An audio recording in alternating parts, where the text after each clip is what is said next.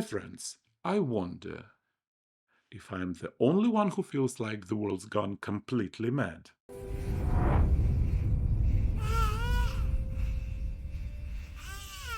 Her first weeks of life were spent not in her mother's arms, but in the cold walls of the intensive care unit where doctors and medical machines fought for her breath.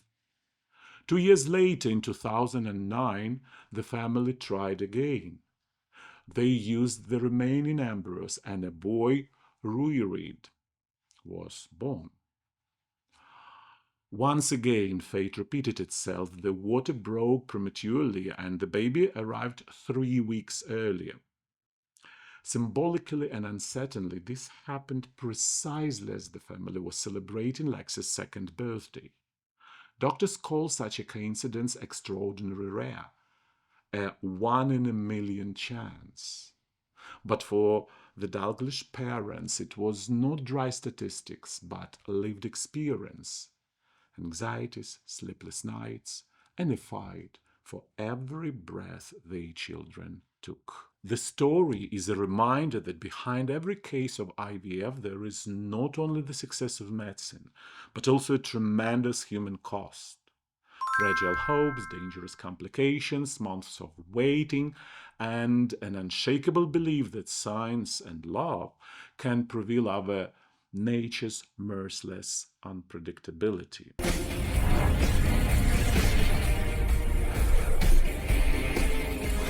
Want to learn the truth about yourself? Go to the gym. After a good workout, you don't just turn into a tough athlete with a stone-cold face. You also become a walking radio station, ready to spill everything, including your grandmother's maiden name. Yes, exactly at the moment when your muscles are burning, your heart is racing, and your breathing sounds like an old vacuum cleaner, your tongue works with extra enthusiasm. Scientists call this fight or flight response. Your brain thinks you are running away from a saber-toothed tiger, i.e., you are not running on the treadmill away from your own laziness. Blood rushes to your limbs, the brain goes on high alert, and along with everything else, a strange urge to talk awakens. Basically, your body is screaming, "Save yourself and tell everyone about it." Jonah Berger, a professor at the Wharton School of Business, proved in experiments that after physical exertion or an extreme situation, people become real chatterboxes. Perhaps that's how our ancestors survived, running from danger while simultaneously telling to their neighbors, "There is a tiger over there, and by the way, I got a new berry diet. Do you want the recipe?" So keep this in mind. For about 30 minutes after a workout, you are every spy's dream. If someone asks you for your email password or your card's PIN code, you will happily blurt it out between gasps of air. If you don't want to accidentally leak state secrets, keep your mouth shut after lifting weights. Or at least train alone.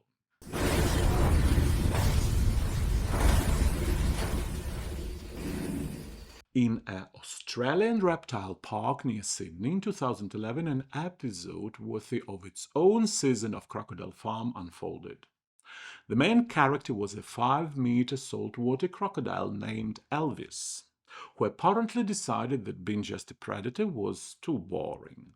So he set out to steal a lawnmower.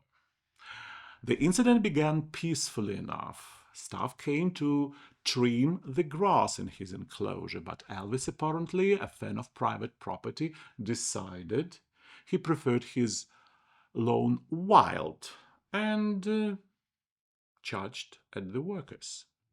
They wisely fled, leaving the machine behind. Without hesitation, Elvis grabbed the mower, dragged it into the pond, and seemingly tried to claim it as his real estate. A staff member named Tim Faulkner later told reporters that they had to distract the crocodile with kangaroo meat while he dove to retrieve the machine. As a bonus, team also fished out several of Elvis's teeth, which the croc had lost in his battle with the iron monster. Well, at least he didn't leave the teeth inside the mower, the staff joked with relief. Experts insist that Elvis was unlikely to have mistaken the mower for food. The explanation is much simpler. If it's on his territory, it's his. A logic both simple and indisputable. Try arguing with the 5-meter lawyer whose jaws serve as a closing arguments. It must be said that Elvis is quite a character. He was brought there in 2008 from Darwin, where he gained fame for killing fellow crocodiles and attacking fishmen. In the park, he lives in proud solitude. Otherwise, his neighbors would have long since become souvenirs. He's got his own luxury yacht. He likes to be alone. He's happy, staff say. Happy might be an understatement. Elvis seemed to have found his version of bliss, living like a true Australian retiree, grumbling, hating noisy neighbors, and picking fight with lawnmowers.